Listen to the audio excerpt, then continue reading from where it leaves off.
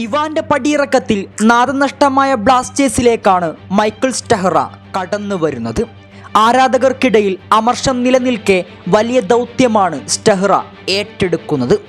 ലെസ്കോയും ദിമിയുമെല്ലാം കൂടാരം മാറിയതോടെ ഇനി എന്താണ് ബ്ലാസ്റ്റേഴ്സിൻ്റെ മുന്നോട്ടുള്ള പ്ലാന് എന്ന് പലരും ചിന്തിച്ചതാണ്.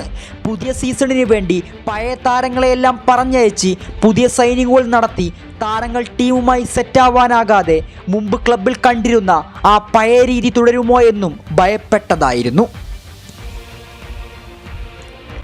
ലൂണയെയും പേപ്പറയെയും നിലനിർത്തി മിലോസിന്റെ കരാർ പുതുക്കിക്കൊണ്ട് വരും സീസണിലേക്കുള്ള പദ്ധതികൾ ബ്ലാസ്റ്റേഴ്സ് ഒരുക്കുന്നുണ്ടായിരുന്നു. FC ഗോവയിൽ തകർത്ത് കളിച്ച നോവയുടെ കടന്നുവരവും കേരള ബ്ലാസ്റ്റേഴ്സ് മുമ്പേ ഒരുക്കിയതായിരുന്നു. ഈസ്റ്റ് ബംഗാളിലേക്ക് ചേക്കേറിയ ഡയമണ്ടക്കോസിന്റെ കൃത്യമായ പകരക്കാരനാണ് നോവ. ഗോൾ സ്കോറിംഗ് എബിലിറ്റിയിലുപരി ഇരുവിങ്ങുകളിലും ഒരുപോലെ കളിക്കാനും ഡേഞ്ചർ ക്രോസുകൾ ബോക്സിലേക്ക് എത്തിക്കാനും വേണ്ടി വന്നാൽ പ്ലേമേക്കറായി മാറാനും കെൽപ്പുള്ളവനാണ് അയാൾ.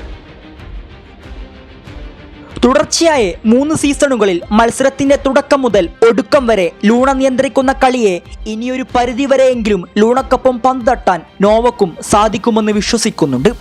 FC ഗോവയിൽ മാർക്കോസിന് കീഴിൽ തകർത്താടിയ നോവക്ക് കേരള ബ്ലാസ്റ്റേഴ്സിൽ വലിയ മാറ്റം കൊണ്ടുവരാൻ സാധിക്കുമെന്നും ഉറപ്പുണ്ട്.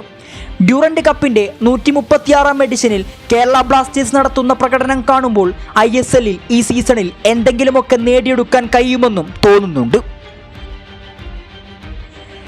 ഡ്യൂറന്റ് കപ്പിൽ മികച്ചൊരു കൂട്ടുകെട്ട് തന്നെ ഇന്ന് രൂപം കൊണ്ടിട്ടുണ്ട്. ലൂണ പേപ്പർ നോഹോ അടങ്ങുന്ന പാർട്ട്ണർഷിപ്പ് വലിയ വിപ്ലവം തീർക്കുന്നുണ്ട്. എണ്ണം പറഞ്ഞ ഗോളുകളാൽ എതിർ പോസ്റ്റ് നിറച്ച് ഈ ഡ്യൂറന്റ് കപ്പ് കേരള ബ്ലാസ്റ്റേഴ്സ് ചരിത്രം കുറിക്കുന്നുണ്ട്. ഇനി ഇന്ത്യൻ സൂപ്പർ ലീഗിന്റെ മഹാവേദിയിലേക്ക് എത്തുമ്പോഴും ഇതേ പകിട്ടോടെ പന്ത് തട്ടാൻ സാധിക്കണം. ലൂണ പേപ്പർ നോഹ കൂട്ടുകെട്ട് ISLലും കരുത്തു തെളിയിക്കണം. സെപ്റ്റംബറിൽ നടക്കാനിരിക്കുന്ന ആവേശ മത്സരങ്ങൾക്ക് വേണ്ടി ഞങ്ങൾ കാത്തിരിക്കുകയാണ്.